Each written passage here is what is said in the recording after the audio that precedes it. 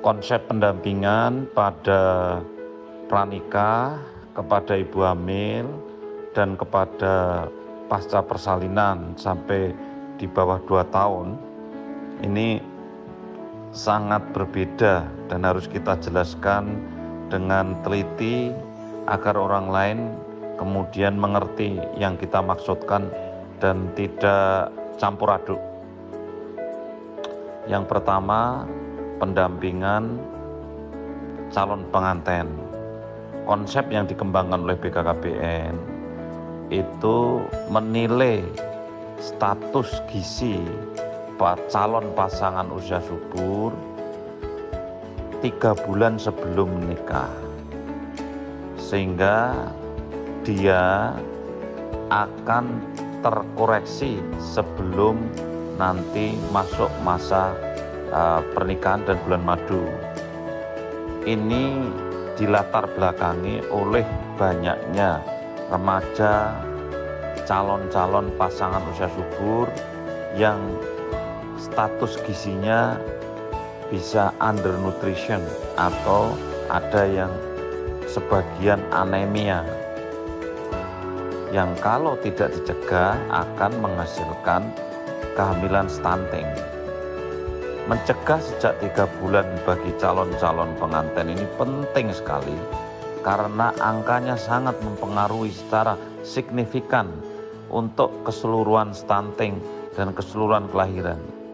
Karena jumlah yang nikah dalam 1 tahun sekitar 2 juta pasangan dan yang hamil kurang lebih 1,6 juta, hampir sepertiga dari kehamilan keseluruhan seluruh Indonesia berasal dari calon pasangan atau dari pasangan usia subur baru. Inilah strategi yang pertama yang kita kerjakan untuk mencegah dari hulu.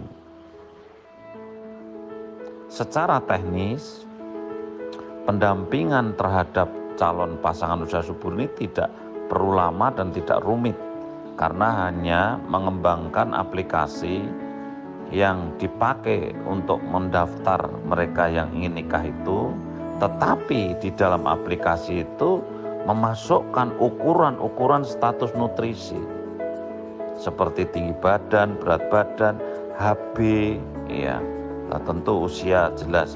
Nah, setelah itu bisa dinilai status gizinya dan bisa dipilah siapa dan yang harus mendapatkan apa. Dari hasil itu memang bisa dibawa di dalam forum rembuk stunting atau semacam audit stunting yang kemudian ini bisa dijadikan dasar untuk melakukan terapi pada saat itu sebelum nanti dinikahkan. Basisnya bisa kecamatan atau bisa kabupaten, tergantung. Kalau kabupatennya sangat besar dan itu wilayahnya besar, maka bisa berbasis kecamatan manajemennya. Ya. Nah, inilah pendampingan yang hanya membutuhkan waktu 3 bulan dan mungkin pendampingannya pun bisa secara tidak langsung. Konsep yang dikembangkan oleh BKKBN itu begitu dia ketahuan anemia, maka kita kirim modul secara virtual yang terkait dengan cara penanganan anemia, minum tablet tambah darah berapa hari, kemudian bagaimana cara minumnya, dan kemudian di mana mendapatkan tablet tambah darah itu.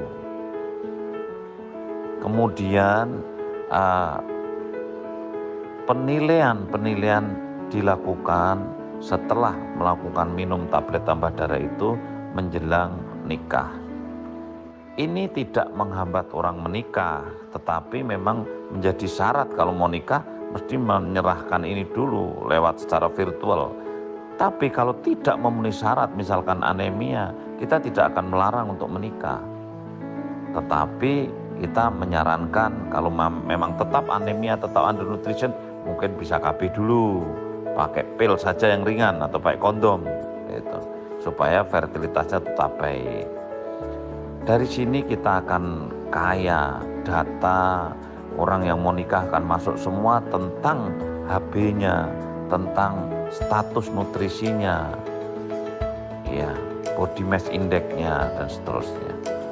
Inilah terobosan yang harus kita lakukan dalam pendampingan calon pasangan usia subur. Dan kita melakukan sesuatu yang belum dilakukan.